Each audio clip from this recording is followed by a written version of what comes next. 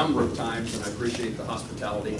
I used to be, for a long time, year after year, the program chair of our Lions Club, and I recognize the challenges that come from getting a program. So whether this is a good one or a bad one, you can at least have a program. It might be a time for you, Doug, to hand out applications for membership at Lions Club and see if you can take advantage of the crowd that's here. I'm home from Washington, D.C. I got home this week. I'm using this time to do what I've done since I was elected to the House of Representatives and actually represented part of Nemaha County as a congressman. We've continued that. Now instead of 69 stops, it's 105 stops. More challenging all the time as Washington, D.C. seems to demand more time there. Our family, since you met me, has moved. My wife and I have moved from Hayes to Manhattan, so we're closer in the neighborhood. But we moved because with our youngest daughter, we were talking about work ethic at the table. Rule in my household is when you get a car, you're going to get a job. So Alex, our daughter at age 16, got a job at a vet clinic sweeping floors and cleaning pins. Lo and behold, decided she wanted to be a veterinarian. So we moved from Hayes to Manhattan, bought a house. She lived in our basement, got through veterinary medical school, all with the intention of going home to Hayes. And she and her husband moved to Hayes, but could never reach an agreement with the veterinarian on the price of a practice. So she's back in Manhattan, and I doubt that that's going to allow me to get back home, which I would prefer. But she also gave us our first grandchild in 2010. I'm sorry, 2020 during COVID, and then our other daughter gave us a granddaughter. So if anything good about the COVID year was we got 2 grandchildren out of the deal, our first, but it probably reduces the chances that I'm going to be able to move back home to the part of Kansas that I came from. I thought I'd mention just a couple of things and then take the conversation whatever direction you'd like for it to go. I suppose with the news, I mean, I could wait for the question, but I would tell you my thoughts and you can tell me yours about Afghanistan. First of all, whether or not, how long we should stay in Afghanistan and what our mission should continue to be, I think that's a conversation that Kansas and Americans can have. But with the administration's decision to depart, I think what's missing was a plan. Where is the effort to take care of all the things that you might want to accomplish before our men and women, our members of our military, are no longer there? Where was the plan to maintain and restore and keep our military equipment? Where was the plan to get Americans out? It's anticipated that we have about 10 to 15,000 Americans in Afghanistan, and the last numbers I saw, we have evacuated just under 1,800 of them. The Brits and the others have their troops still there and are bringing their citizens to the airport to try to help them get out. At least at a briefing this morning that was had with my staff in the White House, we have no such effort underway. We just encourage Americans to get to the airport on their own without any assistance to get them there. That doesn't make sense to me. And then we ought to do everything we can to those who risk their life to help us help them and assist in their evacuation. There are 3 military installations in the United States that are prepared to house Afghani who supported us and whose life is in jeopardy. I would tell you that as a senator, I've had calls from certainly military men and women trying to help get somebody they know that was helpful to them out of Afghanistan. I also have had people who have been our pastor's daughter in Hayes. She and her husband were missionaries in Afghanistan. They want my help in trying to get Christians out of Afghanistan where they believe that their Christian belief will be a death sentence for any that remain. So we're trying to find out what the thought process was and what we can do now to improve or get something going in Afghanistan that is more capable of assisting Americans' departure, assisting those who helped us, and trying to protect those whose lives are at stake. I wouldn't put any faith in the Taliban statements that, in fact, I think we've already seen when they suggest that they're going to care about women in Afghanistan, they're not going to be violent, and I think that's all just talk. We have an agreement that we would be out by August the 31st, and I would guess, I don't know what happens if we are still there, but I guess nothing, in my view, good is going to happen different than what we're seeing unless we get our act together. I wouldn't rely on anybody else. I would add a component to this story that is perhaps more something that I pay attention to than many of my colleagues. I'm now the longest serving Republican in the history of our country who serves on the Veterans Committee. So I served my time in the House on the Veterans Committee. I've been the chairman of the Senate Committee on Veterans Affairs. In Republican days, I'm now the ranking Republican on that committee. And what we're paying most attention to, and we are sending a letter to the Secretary of the Department of Veterans Affairs, probably gone out the door as we speak, outlining what role the VA played, whether they were consulted. But the point here is that we've seen a 9% increase in the calls to the the Veterans Suicide Hotline, believed to be coming from Afghan veterans. Those who served in our nation who are now watching what transpired, I would use this as an opportunity to say that every person in uniform, this is not a problem with people in uniform, this is a problem with people in suits. Every person who served in Afghanistan deserves our thank you. And what they have to be seeing, I wouldn't put words in anybody's mouth, but I assume maybe there's a better way of saying what they see now cannot be what they expected. They were told that we were ridding themselves of the Taliban. They sacrificed time, effort, money, and many people sacrificed lives and family members' lives. And so we're trying to make certain that the Department of Veterans Affairs is doing everything it can to reach out to those veterans. But let me suggest to the people in Nemaha County that it doesn't have to just be those who work for the Department of Veterans Affairs. You ought to, in your own community, know who those are who served in Afghanistan, reach out to them, thank them for their service, see if there is something that they need. In that regard, when I became the chairman of the Senate Veterans Affairs Committee now 2 years ago, our top priority was mental health and suicide prevention. Unrelated to this topic, there are about 20 veterans a day who commit suicide. And that legislation creates, for really one of the first times, well, there's one exception, but the Department of Veterans Affairs, because we don't believe that the VA is the place that you can have all the community love, care, and support for veterans. That has to happen in the community. The VA is not every place, and all the things that really change the world come from heart to heart, soul to soul, community to community. And there's now grant opportunities for people in Nemaha County who care about veterans to receive assistance from the Department of Veterans Affairs to reach out to all veterans, to have mental health programs, whether it's a church group, a Kiwanis Club, whether it's a group of veterans, American Legion or VFW. There are now resources available to try to bring services closer to home where our veterans live. We have about 250,000 veterans in Kansas, and the vast majority of them live in rural places across our state. So I would just encourage you, particularly at this time, to make sure that those you know in your community know that you care about them and assist them, reach out to them, and make certain that we don't lose another veteran to suicide or increasing mental health challenges in their lives. So Afghanistan is front and center. I would indicate one more thing about the Department of Veterans Affairs. We were successful a number of years ago in passing legislation that allows our veterans to access care at home. So if you're a Sabetha veteran or a Nemaha County veteran and it is a long distance to Topeka to the hospital, you don't have a community clinic anymore, you now can have care at home.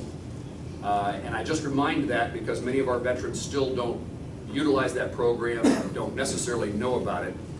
The old law said if you lived more than 40 miles from a VA facility, you could access care in the community. You could go to your community hospital.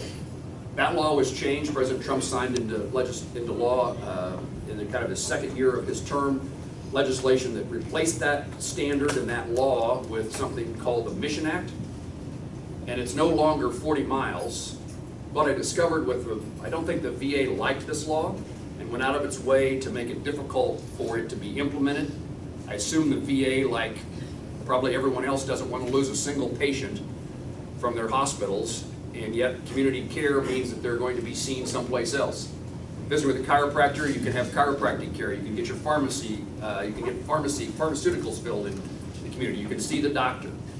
It's no longer just about distance though, and evidence of my belief that they didn't really want this to work well, a hometown Vietnam veteran, Larry, called me one day to say, Jerry, listen to this story.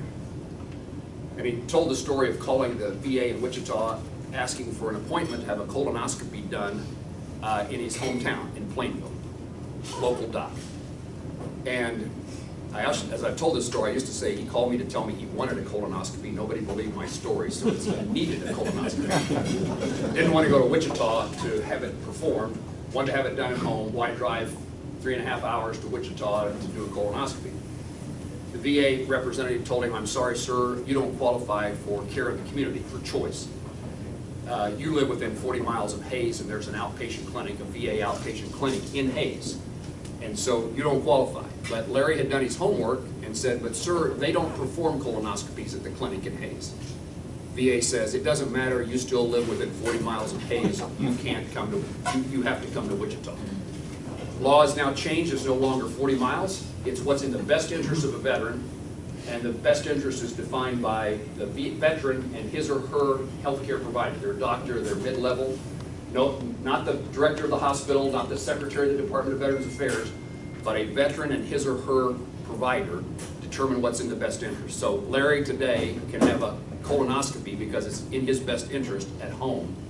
The Bonner Springs Air Force veteran who needed a kidney transplant and the VA wanted to send him to some hospital he'd never heard of in the VA system said, but I know KU has a reputation for doing transplants so well. I trust KU to do this. Can I not have it done at KU?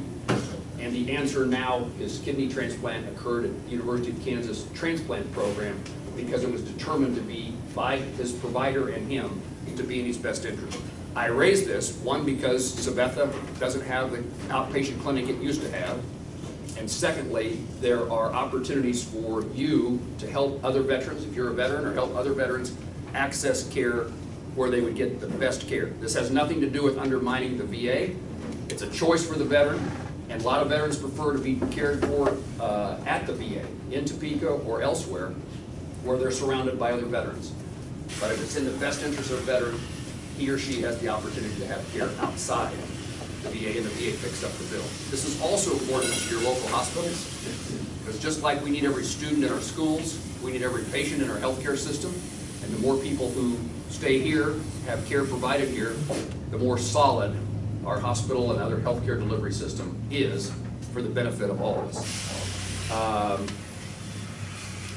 I think the only other thing I would add is that I would have told you when I became your congressman that a lot of what I'm about is trying to be the voice, a voice for rural Kansas, for rural America. My hometown is Plainville, population now about 2,000. And who I am is significantly defined by where I grew up and how I grew up. And so we work on agriculture, on small business issues. I've told folks in Washington, D.C. for a long time where I come from, economic development can be whether or not there's a grocery store in town. And almost none of my colleagues know why that would ever be an issue. We try to take the things that are unique to us and make sure that they're heard in Washington, D.C. And as the country becomes more populated elsewhere, it becomes more of a challenge to get the things done that we need to do. But it's agriculture, small business, keeping hospital doors open, physicians in communities, other healthcare providers, try to make sure we have access to technology, broadband, and trying to make sure that the federal government doesn't ruin our schools with too many mandates and intrusion into how we teach our kids. Those things still remain important to me, and while I have no choice but to deal with all the things that are going on in the country and all the things going on in the world, the satisfaction of what work I do certainly comes from trying to care for veterans, but the other part of that is trying to make sure that there is an understanding and a support system for those of us who come from where we come from. Be glad to take the conversation wherever. Yes, ma'am? Oh, I'll come to you second. Yes, ma'am. Yes, thank you for coming to our area, Senator Moran. My name is Janet, and what I'm wondering is when you get back to Washington, D.C., I believe there's going to be a vote on the debt ceiling. Yes, ma'am. And I wondered what your thoughts on that were and how you intend to vote. I intend to vote against raising the debt ceiling, and I've expressed that. Perhaps this is a moment to talk a little bit about infrastructure. So I was one of 11 Republicans who worked to try to get a bipartisan bill on infrastructure. what I had seen coming was something huge, mammoth, and not really what I would normally define as infrastructure. So I spent a month and a half with my Republican colleagues, 11 of us, 11 Democrats, trying to figure out if there's some infrastructure plan that we could resolve that is narrower and less expensive. And while that legislation passed, it wasn't something I could vote for, because I outlined when I got involved in that effort that, one, while I think we need to invest in infrastructure, two, I want Kansas to have input in what that infrastructure bill looks like, and three, I think that it would be a great thing for the country if we could demonstrate we could work together on something of this importance. The criteria that matter to me is it going to be paid for? We do not need another stimulus. Inflation is already with us and will only get worse, and so it needs to be paid for. If you believe the CBO score, which you may not want to, but it only pays for half of. I mean, what I'm saying is it may not even pay for half of it, but the CBO score says half of our increase in infrastructure spending will be paid for by other things. And my view is that if you can pay for half of the infrastructure, then only do half of the infrastructure. Make this smaller and pay for it. And then secondly, I had hoped that there would be evidence by my Democrat colleagues, particularly among the 11 Democrats who worked with us, to see that if we did this infrastructure bill, we weren't going to do a $3.5 trillion, quote, infrastructure bill that followed. And I never could get that confirmed to me. It seems to me, and this is why it's related to the debt ceiling, it seems to me that if you're going to do, let me say something additional. In the days of the last administration and the last Congress, we did not turn the spigot off fast enough on what we were doing with COVID. And when the majorities changed and a new president, they added another almost $2 trillion, $1.9 trillion in more spending for COVID relief. And so we have primed the pump, and we have created a circumstance in which inflation is around the corner, and discipline suggests that you got to stop. And so my worry about all the money we've spent, knowing we're going to spend more money, I was not on the final infrastructure plan. And I think those who are going to vote for another $3.5 trillion ought to be the ones who figure out how it's paid for. Yes, sir. I've been told my voice doesn't carry, so I'll come up front. Senator, you are the government. You're supposed to protect the people, the Americans. I heard the other day the government official said people. Those are Americans, thousands of them. If Jimmy Carter couldn't get hostages out, 56 of them, we aren't going to get thousands of Americans out. And the interpreters you talked about on the news last night, even on the Alphabet News, they were showing them whipping them and stomping on their voice boxes. Senator, in June 27, 2013, you voted for S-744 that took Trump's Iraq powers away, war powers. And, I mean, he's endorsed you. Senate Bill 68, Trump wanted to use the border defense funds for the border. You said this was illegal, but the judge turned it over later and said that he could use those funds. I mean, I've called your offices before. I talked to them when they answered the phone. January 6, 21. Most everybody in here now is called a terrorist. Yeah. Or the R word for Caucasians, racist. Yep. On January 6th, Lindsey Graham, and you turned your back on Trump. You fed him to the wolves. Yes. The windows of the Capitol were broken by Antifa before the Trump speech was over. But all politicians are saying it's just people like us. Police allowed people in. Have you all seen the video where they opened the barricades? There were people in Trump hats. I'm sure Antifa was too, but there were people in Trump hats pleading to the police and riot gear to stop them from breaking windows. They were all garbed up. They just stood there.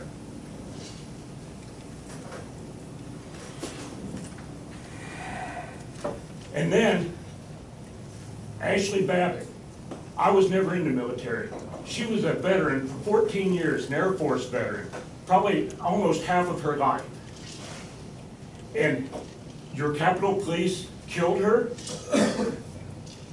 Are they the hitmen? She wasn't armed. She didn't protest arrest.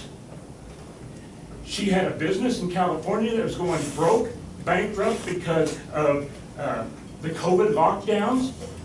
I'm a farmer. Look at the price going up on anhydrous and fuel. And what's the next thing? You talk about grocery stores, okay? There's a lady back here, she'll tell you about the grocery stores being closed. You go in and it's shelter bear. That's a socialist country. Now, farming, if I don't get my fuel, I don't get my anhydrous, I'm afraid I'd be breaking a few windows down. Because if I don't make my wife manages the farm, we owe hundreds of thousands of dollars a year. We just send in $70,000 for fertilizer because of the AOC and Biden. The prices for anhydrous and fuel's shooting up, and the prices on chemicals just keep rising, and seed. Now, like I said, we're all called terrorists because what is it? If we oppose COVID measures, we are called a terrorist. Okay, 9/11 anniversary, we're having one in Hiawatha, and then we find out that if you hold a 9/11 anniversary for first responders, you are a terrorist. This year in New York, they didn't even want to read the names last year, but this year they aren't, I heard they aren't honoring the first responders. Now, this was on the NBC. I have it on my phone, but I have a flip phone, and, okay, but here's the other thing. It said you're a terrorist if you celebrate Christian holidays. And I don't hear anybody, the politicians, their silence is deafening. I don't hear you saying anything. I know what you feel on the elections. You say that they weren't fraudulent, but yet the audits are showing Bill Klein's Armistead project shows Arizona, 300,000 illegal votes. Michigan, 548,000 illegal votes. Georgia, 204,000 illegal votes. Pennsylvania, 121,000 illegal votes. That's 1,178,000. But that's enough to overturn all the states that Trump should have won. And then I find out somebody said, no, it's worse than that. There's 8 million more votes than there were voters. Now, and I understand there was votes from New York came across the border into Pennsylvania. Another thing, like I said, I don't have a smartphone, but all of you out here, if you have one, I suggest you look up cost of illegal immigration, but you got to add /YouTube, because if you just do cost of illegal immigration, you'll get some Democratic woke thing. But you'll know you're on the right one when you see that it's the figures come from Yale, Massachusetts Institute of Technology, not exactly conservative people, and the Center for Immigration Studies, the Department of Homeland Security, Foundation of America Immigration Reform, and the Institute for Defense Analysis. I looked at it at 5:38 a.m. this morning. You'll know it when you find it is red, black, with white letters, and it's on for 1:17, and then you have to go back, but it's 24/7. At 5:38 this morning, we owe $247 million today. 26,000 have crossed into America in 2021. Probably without face masks. Now, the cost for this year, Trump wanted to build the walls. Yes. For what, $5 billion? The cost this year for the illegal aliens that this Yale MIT has put out, they say $38 billion. There are they say there's 26 million illegals in the U.S. Now, I go back to what we are all being called, the racists and terrorists, and the CRT and the DEI, diversity, equity, inclusion, where equity, we want to make this a socialist, where government pays us all the same amount. Now, I'm hogging all the time here, I'm finishing up here, but I want to say, all of you, go to your school boards. If DEI, CRT wants to hate somebody, then why don't they hate the Democrats for oppressing blacks since Juneteenth, 1865, right past Woodrow Wilson with his KKK movies in the White House, and the Jim Crow, and the segregation that was during the military in World War II, and FDR putting Japanese Americans just because they look like Japanese in internment camps. If CRT and DEI wants to hate somebody, then hate the Taliban for killing men, women, and children. And what does bigoted mean? I had to look it up. Bigoted means you can only have, there's only one view. And conservatives have many more views. They aren't bigoted like the rest of the woke crowd and the politicians and the media. And lastly, if they want to be mad at somebody, be mad at China. China has killed over 4 million people. How many more million when the variants come out? What are we going to do? Just keep sticking booster shots into ourselves for the next, what, 10 or 20 years and not even live a life? My mom's 93 years old and she just stays home. Because why? She might die if she goes out, she gets some new kind of variant. But now the last thing I want to read, you might say I'm radical, but I'll tell you what. The Declaration of Independence. I know when Biden was running, they pulled out the Declaration of Independence. Okay, I'll read it, just a small paragraph here. Governments are instituted among men, deriving their just powers from the consent of the governed. That whenever any form of government becomes destructive of the ends, it is the right of the people to alter or to abolish it, and institute a new government, laying its foundations and such principles and organizing its power in such form as to them shall seem most likely to affect their safety and happiness. My son is back here. He has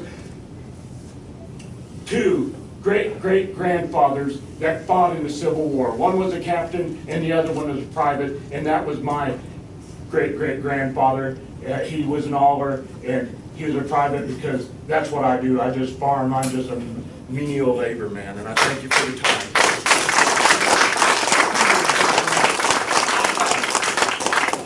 Say something, I'll go around and then I'll try to sum it up. Yes, sir. We'll be a lot shorter. Last time you were here, I think I was so impressed with your presentation, I asked you why you wouldn't run for president. From Plainville, Kansas, home of Roger Barton. That's true. Larry Roger Friend, Barton. your football coach. Yep. Clayton Williams, left legacy. I just picked this up by chance from the Brown County Library. John Brown to Bob Dole, Movers and Shakers in Kansas History. I want to add your name to the bottom of this. I've never seen the book, but that. Well, it's thank a you. great one. I just happened on it out of an entire library, just sticking out there, so I think it was supposed to be here today. We have a highway, I'm talking about infrastructure now, from Bolton to the Nebraska line that is Murderers Road. We lost one of the most prominent farming families in Nemaha County. Mother, father, daughter, uncle, on this stretch of highway where we put in these casinos, and they're not paying for any of that, for all that traffic that goes up and down. It's become an 18-wheel Murderers Row with all that side traffic coming from 29 Highway. As a part of this infrastructure bill, Senator Moran, I would like for you to push very hard. This is one of the most progressive communities of this size in Kansas. We have more corporations, more jobs than any town of this size, and you need to be a mover and a shaker. Yes, you do. And you need to get some of this stuff done. This town right here needs some infrastructure. We have a sidewalk that goes all the way from our elementary school to the fitness center that is unsafe for any child to ride a bike or walk to school on. And we need some money to build a safe sidewalk. The kids can ride to school. They have to go to the aquatic park on that. We need some money. And Sir. that's what this infrastructure bill that is first passed by a bipartisan vote is supposed to help do. Kansas is going to get some of this, but we need to get a priority from you representing us as you well have over the years. You do a great job. I got to visit that White House because of your people. I've seen people get passports to go to foreign countries, but to be a mover and shaker You gotta get some You infrastructure. do a pretty good some money. job of camouflaging criticism for voting against the in a compliment. Infrastructure is hugely important. It's underinvested in. We need more, not less. It is how we get agriculture commodities. It's how we get manufactured goods to markets in a global economy. How efficient we can do that matters. And so if you want to live in Sabetha and have a business here, if you want to be a farmer in Nemaha County, your ability to compete in the global economy is determined in part by the ability to ship goods and commodities effectively, efficiently, in a cost-effective way that allows you to get your product someplace outside the United States or in the United States. Again, I think we have to pay for what we do. That's my complaint. And we got to be smart, responsible in how much we do at one time, particularly if it's not going to be paid for. So I don't qualify for the book, but I appreciate your compliment. I would tell you that most likely you're lobbying for where money is spent. So if an infrastructure bill, this one becomes law, 98% of it is going to come through a formula to the state of Kansas, and the Kansas Department of Transportation and your state legislators and governor are going to decide where that money's spent, not somebody in Washington, D.C. Occasionally there are grant programs, and we can be of help in that regard, but message received. Infrastructure does matter here and elsewhere. If I can follow to the conversation about a variety of things. Whatever we do, in my view, my job is to follow the Constitution. And I am a supporter of the wall, and in fact voted and authored legislation for more money for the wall. I've been to the wall, the border between Mexico and in this case, Texas. Just earlier this year, came back and reported that, in my view, the wall is hugely important because it's narrowed the spaces in which our Border Patrol have to pay the most attention to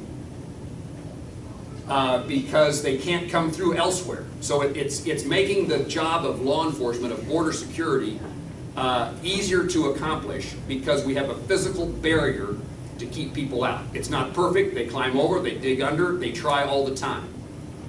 But it is a benefit. And what you complain about is that the question was whether it is legal, constitutional, to move money from things that are appropriated for defense or anything else and move them to something that we haven't appropriated the money for.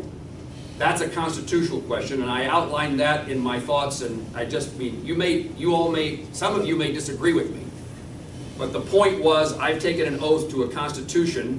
And in my view, you say the court has decided, but then subsequently there's another court who has held that that was impermissible. So I don't know what the outcome will be, but we've now appropriated the money.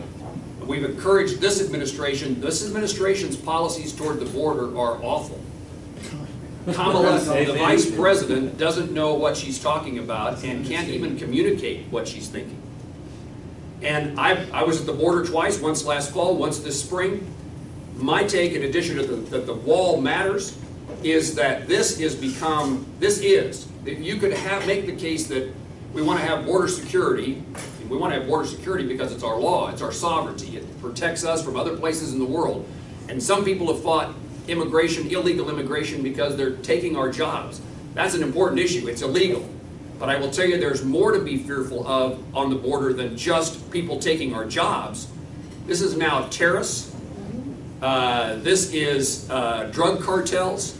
You mentioned China. The most frightening thing to me on my visit to the border is the conversation with law enforcement who tells me that the cartels have now teamed up with China, and the Chinese are coming across those rivers in coats and ties while the other people wade, and they are infiltrating our SpaceX in Brownsville, the Houston NASA, our universities. This is not just about somebody coming across the border for purposes of getting a better job and a better life for their family. This is a reason, and I'm going to be in Garden City next week where the topic of conversation is fentanyl, and the amount of fentanyl that is coming across our borders or coming from China, take your pick, is killing our communities. So this is a hugely important issue, and I am supportive of greater border security, including a physical barrier or a wall, whatever you want to call it, to try to reduce this. One of the problems, incidentally, I went to Donnis, Texas, where they're housing these kids who've come from Central America into our country, where we've allowed them in, and then this administration has encouraged, let me say it this way, certainly hasn't discouraged anybody from coming. And once you get here and get released, the message goes out that if you can get into the country, you'll be fine. We're now housing these juveniles in these detention facilities. It's a humanitarian issue, but so is encouraging kids from Nicaragua to walk all the way across Mexico to come to the United States. And 40% of our border patrol now are in the business of housing and caring for the juveniles as compared to protecting the border. So these things are related. I want to, at least from my perspective, tell you what my views are in regard to border security, and they're hugely important. Yes, ma'am. I think I can maybe speak for most people in the United States, if not the county. We're angry. We're angry. Mm-hmm. Well, we're past that. Okay, we're past being angry. Everybody knows something in this country isn't right. We now have a president, if we want to call him that, I don't know. An imposter. He's an imposter. I don't believe Biden was ever elected. It's been fraud. There's been fraud committed on the people. You voted to certify a fraudulent election on the night of January 6th. You voted for that. I watched. Believe me, I was up all night watching. You voted for that. I'm not happy about that fact. I regularly try to reach your office, and I talk to the people, but in 5 years, I want you to know I've never received one single phone call from you. And I have asked every time in those 5 years that I've called your office just for one personal phone call. That's all I've asked for, and I've never received it. Okay, to go on, you do realize that the Biden family and Hunter have gotten millions of money from China, Ukraine, and Russia. They're bought off. They're selling our country out. You can tell me that's not true. You might tell me that's just a conspiracy. That's something. I believe it. Hunter Biden's laptop, people, if you don't know about it, please look it up. It's there. It's there for everybody to see. The money's coming their way, and they keep selling our country out. And I, for one, am very angry about it. Okay, the other thing. What are you going to do to stop the election fraud? I want you to know here in the state of Kansas, and hey, maybe you've benefited over the years from it. 12 counties use Dominion. The rest use ES&S. And we all know that both those companies are owned by Smartmatic. They're all owned by the same company. So what are you going to do to now stop the election fraud? Because we can't move on until 2020 is taken care of. Because I don't believe Americans get a free and honest election. And I don't believe we've gotten it for decades. Exactly. Yeah. Yep. Are you for the president? David, what you said, are you for the audit? Selected. I'm for an audit. I want the facts to be. Well, okay, what are you doing to help them? What are you helping us to do to get those facts out? I believe there was probably fraud in the state of Kansas. I think there was fraud in all 50 states. I do too. Absolutely. The governor shouldn't be there. I don't mean if you think that, if the governor, if you think that, I mean, if you believe that, the governor was elected, then you don't want Washington D.C. You think the president was elected by fraud. Yes. Don't ask Washington D.C. to solve the problem. No. It needs to on be us. It is on. I mean, I don't know about you. I mean, it's on you personally. It's on all of us personally. Right. But it's on What your are you county. doing? It's on your county election officer, your county clerk. It's on the Right. Secretary of State. It's on the I state agree. legislature. It's on my representative. What are you doing to help? My view is that you don't want Washington D.C. deciding the outcome of an election. The outcome. I mean, you indicate that I voted to certify the election. I did. Oh, you did? I don't. I'm admitting that. I mean, I'm agreeing with you. But I don't think the Constitution gives us any authority to do anything else. The power rests in the Electoral College that makes the decision in Kansas and 49 other states. What they certify, the Constitution says ours is a process of just announcing the outcome. And the last thing this country needs is for us to have our elections decided by a Congress that will never be our friend. We're always in the minority. We will do better in Kansas by taking care of our problems in Kansas and not shipping them to the nation's capital. The Democrats are fully engaged trying to change election laws to make them national. You will have less capability of getting the outcome or the fairness, the straightforward election if you turn this over to people in Washington, D.C., and you expect Congress to certify an election. How can you certify an election when the governors and attorney generals of those states changed the voting. When The only thing we have to go on is what the Electoral College provides us, and they open the envelopes and they announce the states, and if the Electoral College doesn't believe if the Electoral College in Kansas doesn't believe the vote is legitimate, then they make the determination of what they send to Washington, D.C. People in Kansas should never want more government from the nation's capital. No, that's what we're saying. Yeah, The exactly. governor and the attorney general bypassed the legislature of the state. Yeah. They were changing the laws And the before deep state the of the election. Electoral College and all the others ignored it. In the judicial system, the Supreme Court refused to see the lawsuits of the state. I can't make it.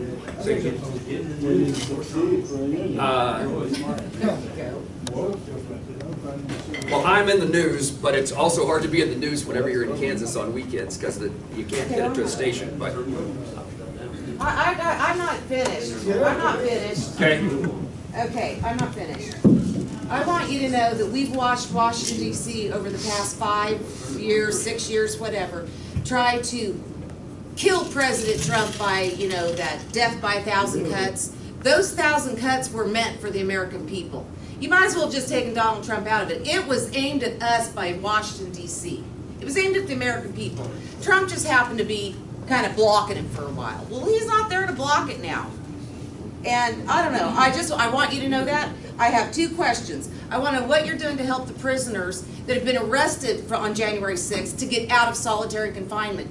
They've been sitting there since January 6th. There's no charges pressed on them. They don't get a fair election. They don't get nothing. They're sitting there being tortured in the prison because they, what, stood up for the United States of America? Is that where we're all going to go? We're all in trouble because we're standing up for our country? Well, I got a problem with that. And then I want to know why there was a fence put around the Capitol for 6 months.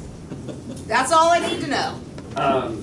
we are working to try. I mean, working sounds like a 2 week of a term, but everybody who is incarcerated, including the people from January 6th, are entitled to a speedy trial, and we are pushing law enforcement, FBI, and others to accomplish that goal and get We don't folks. trust the FBI. Or the CIA. Jesus, give us a break. They're nobody. Who do we They're trust? nobody anymore. We're not trusting anybody anymore. We're looking for you to stand up and be our hero here in the state of Kansas, because we need one.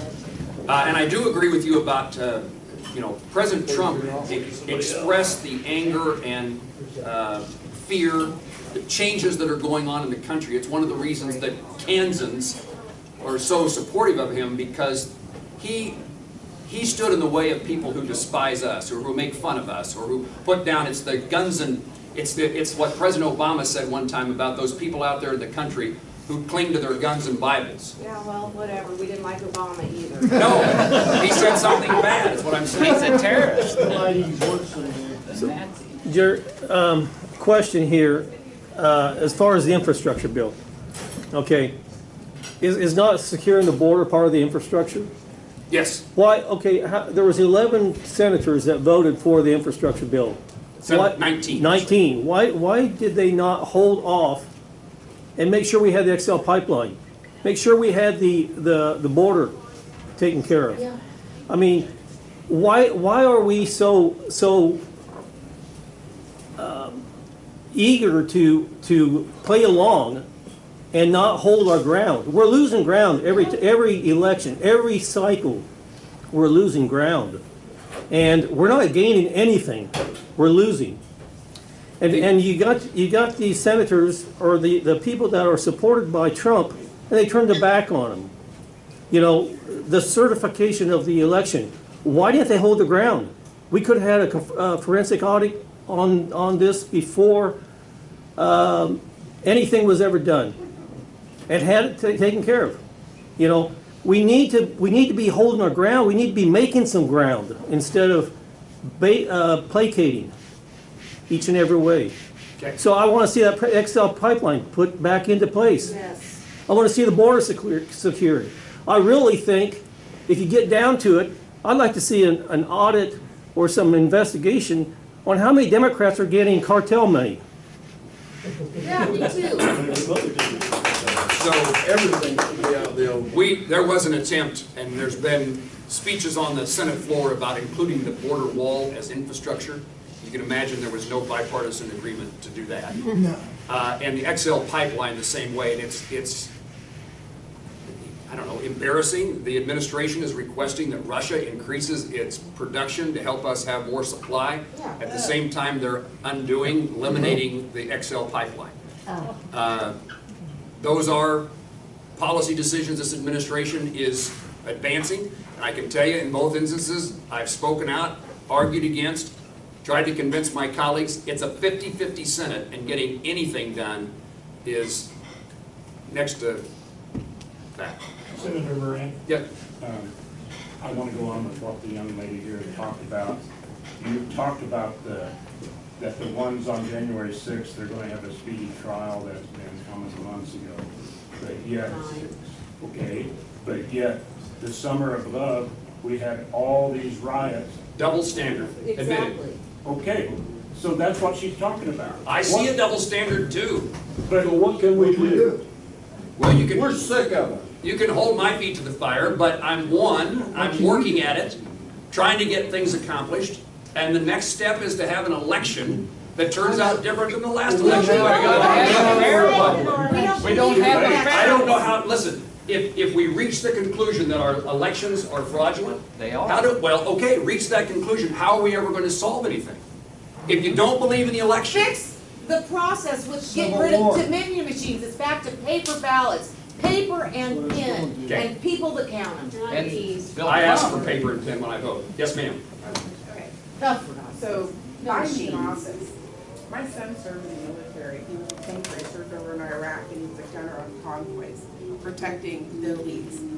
My thing is I know we can't change the election outcomes, we have to fix them so it doesn't happen again. But why is he still in office in Kamala? They were supposed to protect the border. That's their oath to the Constitution. I want to know why nobody said impeach him and get him out of there. I am sick and tired of watching everything that we have fought for as Americans.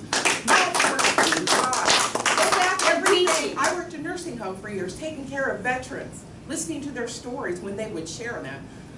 We need to impeach them. They need to be gone. This is ridiculous. Our country is going to implode. And I don't know how you guys are going to stop it, because I'm sure there's plenty of, like you said, terrorists in this country right now. And then we're bringing back Afghanis. How do you guys vet them? How do you know that they're not going to turn off? Because we turned on them. This is a real mess. And one thing on the infrastructure that would close some of this down. Are we rebuilding the liberal cities that have riots in them? In this Sure we are. infrastructure bill? Okay, I want to know how much. Not yet determined. I don't know. Okay, I mean, that bill is still working its way, and it's gonna go to the House. Well, It shouldn't be in there at all. Right. If they have to pay for their own cities. That's right. They burned their cities. They We agree. live with it. Yes, sir. I understand you're telling us to stay away from the national government getting involved in our local election. That's true, and I believe that. We are now petitioning our state legislature. I have a notice of affidavit right here in front of me. It's going to go to Ty Masterson, the Kansas State Senate President, and Ron Reichman, the Kansas State Speaker of the House, asking for a full forensic audit for Kansas. Okay. Will you support that? And if say yes, I'll have a notary public here in 5 minutes. Good I job. don't know the public, but I support anything that gets the truth known. And I want the legislature to do their job, what you're asking them to do, but I'd be supportive of it off the top of my I head. understand, but as a resident of the state of Kansas, will you put your name to paper supporting a full forensic audit? Wear this shirt. Sign it. Photo op! Photo op! Senator, I want you to do it as a resident of the state of Kansas. I generally don't sign petitions. I can't think of a petition I've signed. Notice of affidavit. Let me figure it out. Give it to me and let me read it and understand. Okay. Senator Moran, Yes, sir. I want to touch bases back here with this family sitting right back here in the back. Going back to this infrastructure bill for a 4-lane highway. This family right here is the Kine family. And they run one of the largest truck lines, and every day, dozens of their trucks come out of this town hauling all of these corporations, maybe 15 to 16 corporations here in Sabetha, coming down Murders Row. This family right here is who you need to meet with. If you wanna do something for this community and for Jackson County and for Nemaha County and Brown County, this is the best thing you can do. Infrastructure, you need to hear their stories, what they have to deal with on the road. I'd be happy to meet with truckers. One of the things we're working on, you're in a difficult business, like many businesses today, that can't find people to work. That's everybody, yeah. And we've been working to try to get CDLs allowed across state lines at younger ages, try to get women into trucking, a lot of things that trying to increase the number of people who are interested in trucking careers. One of the things that happens if you can't get a driver's license till you're 21, hopefully you've got a job between 18 and 21 and you don't switch.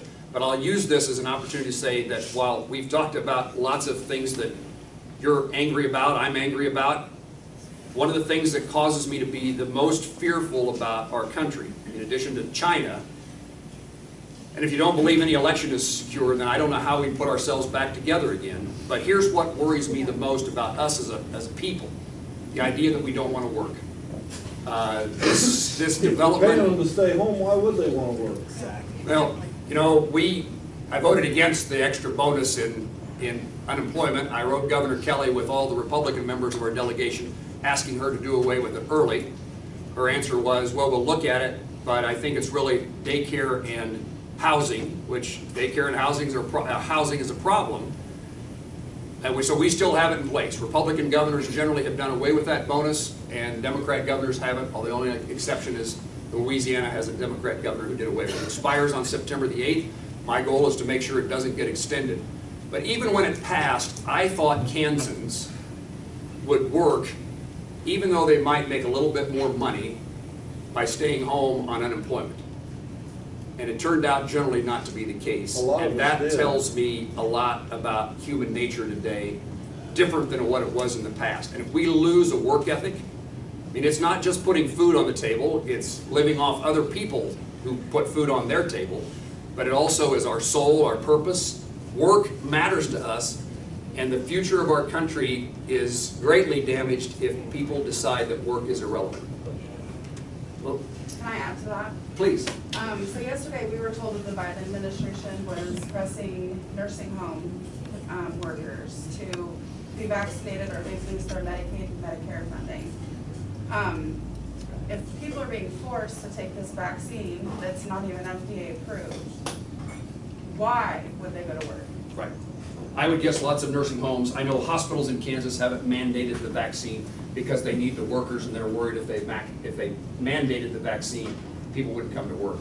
I'm vaccinated. I think it's useful to me, but I don't believe it's my job to tell other people what to do in regard to the vaccine.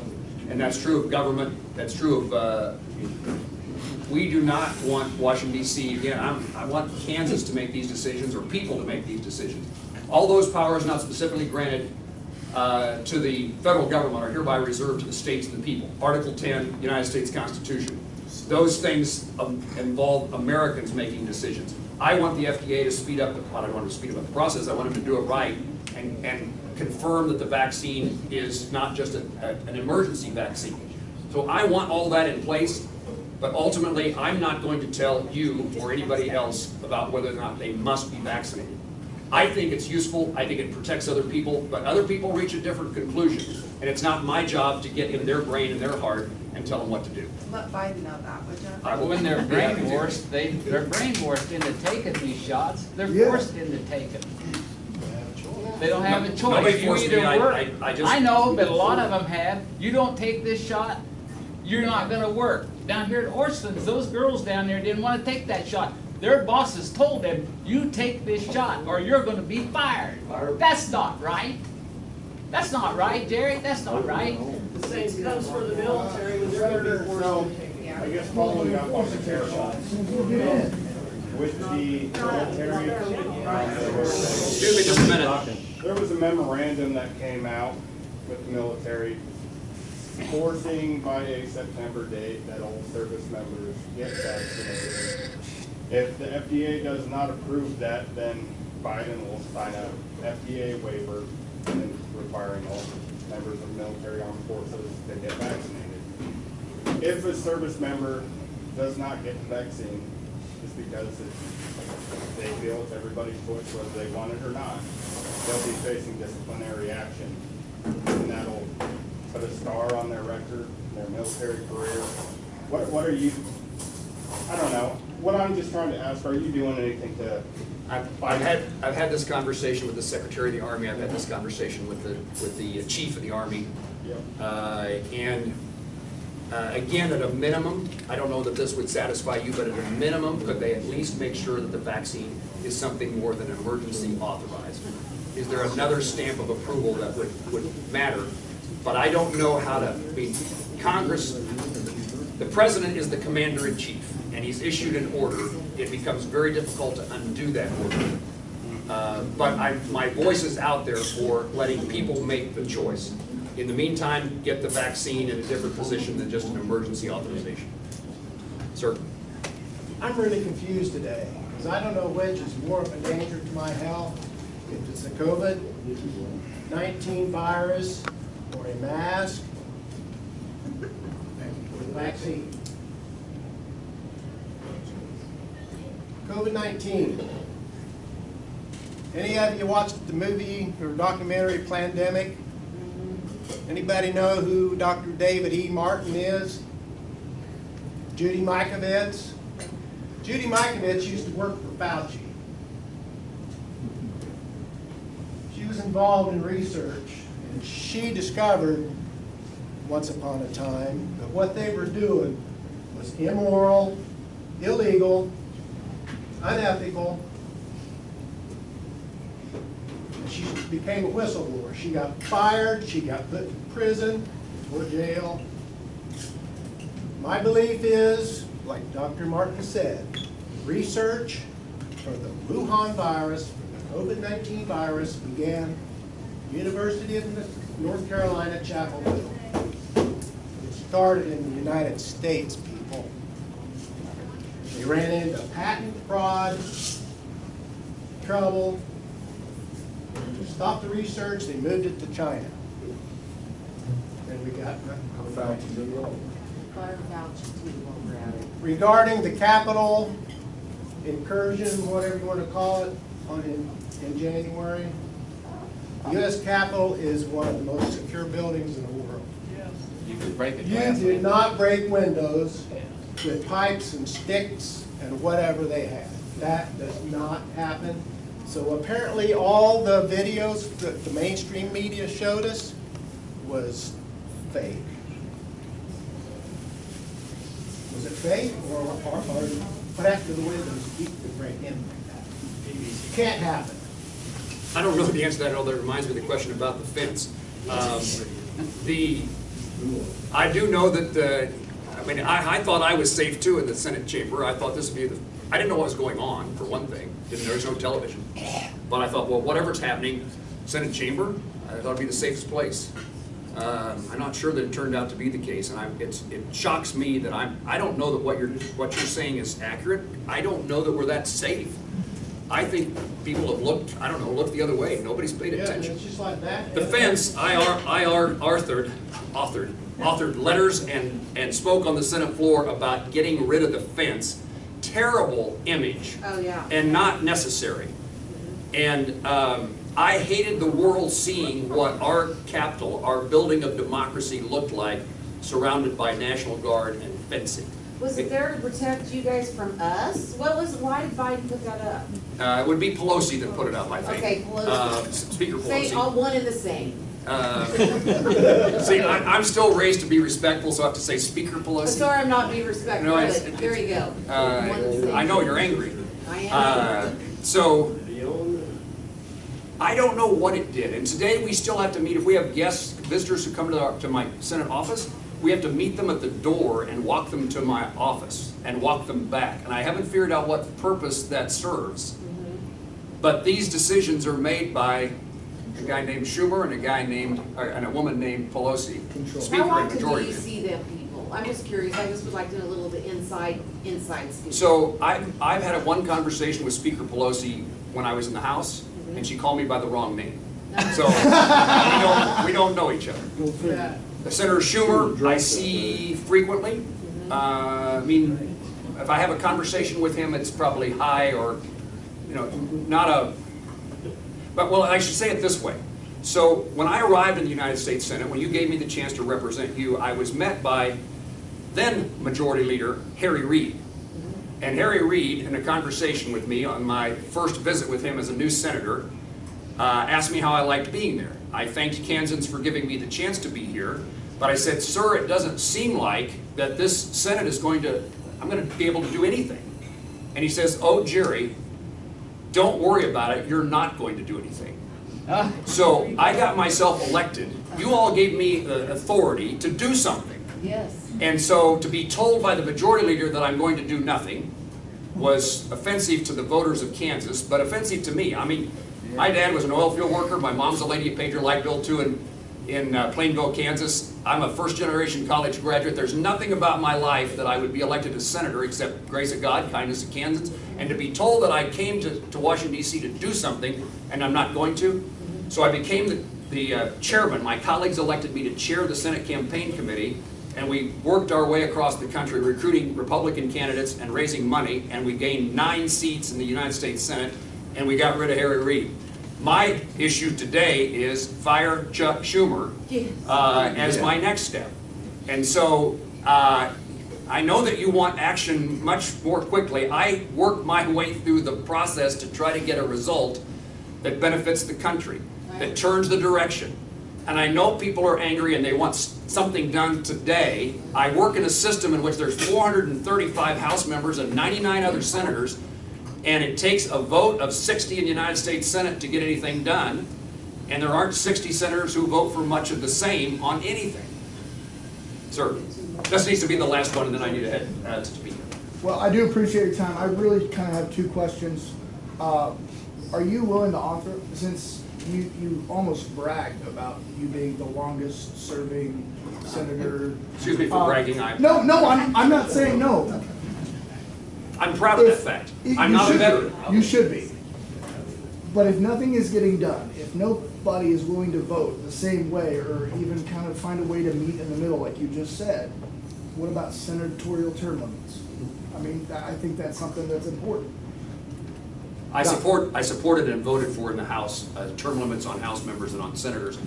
The issue to me is it needs to be nationwide, not just one state, or we end up being even less valuable. Absolutely. It absolutely should be nationwide. And so it's apparent we have issues with policy, political corruption, and what some of us feel are blatant lies to us.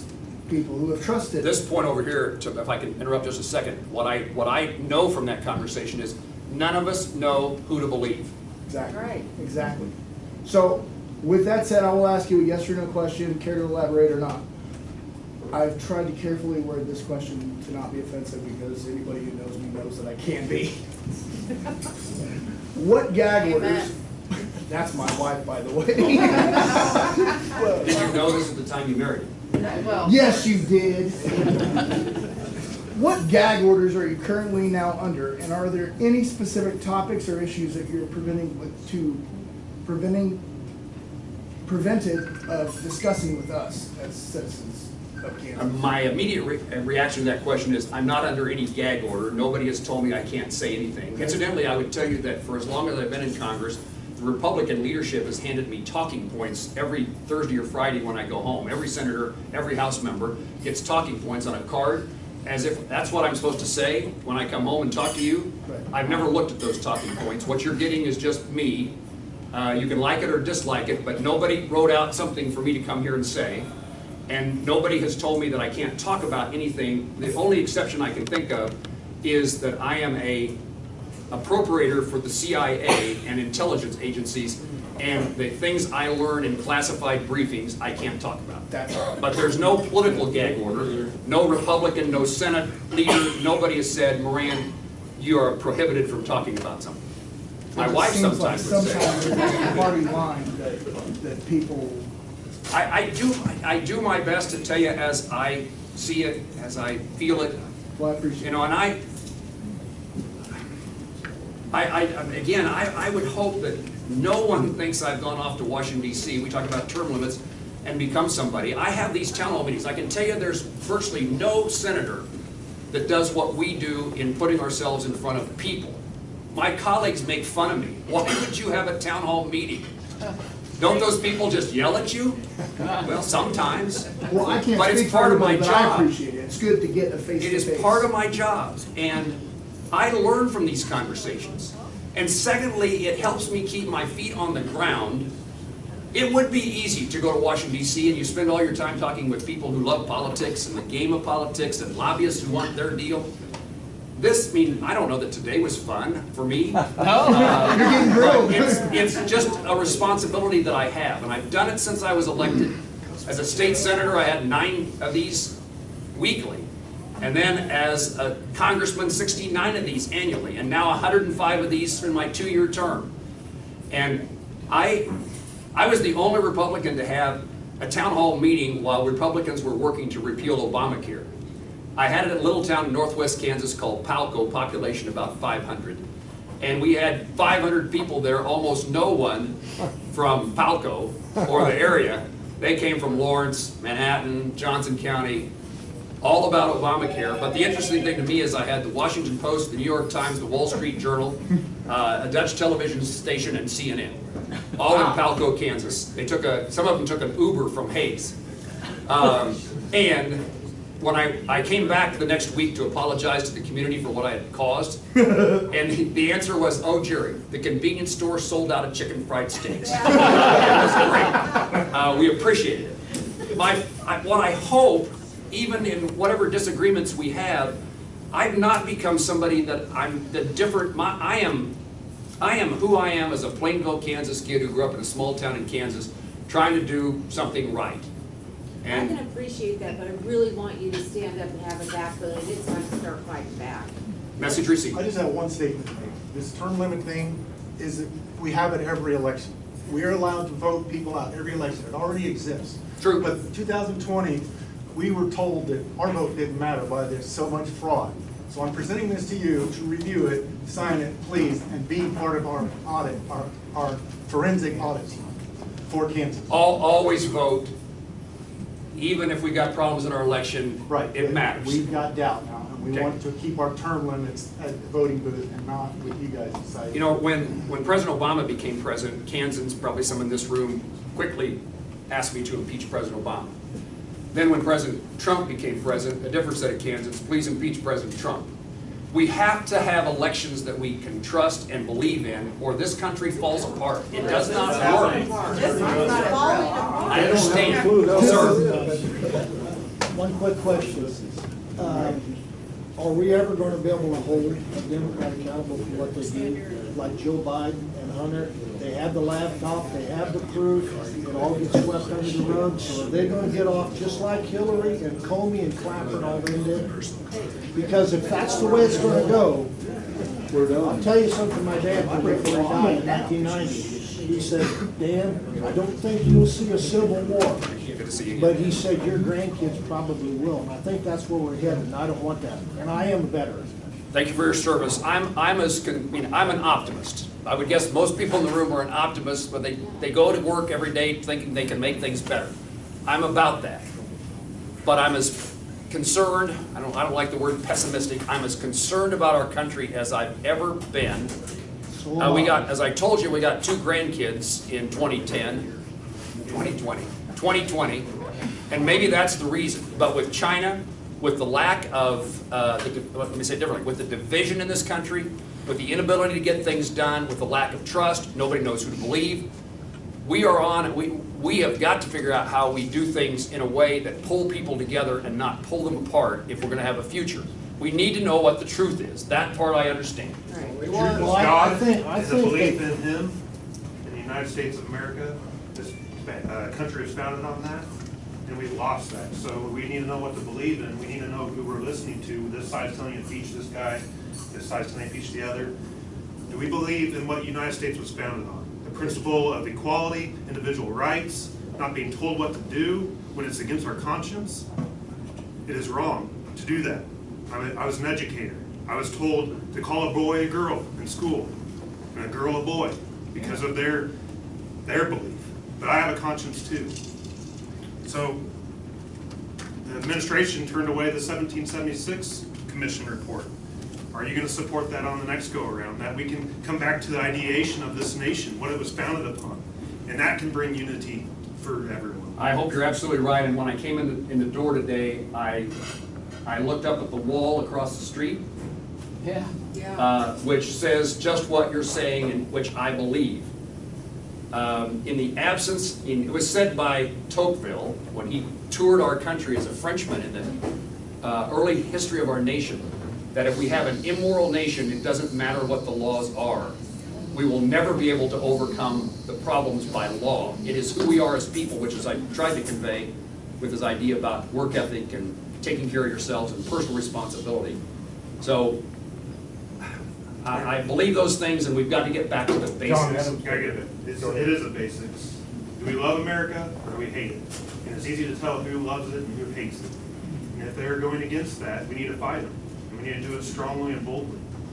John Adams said It's coming if they won't keep it last up. if you don't have I'm it. sorry, I don't wanna see it, but that's where we're headed. Senator Moran, thank you for coming. That wasn't a backhanded compliment I gave you.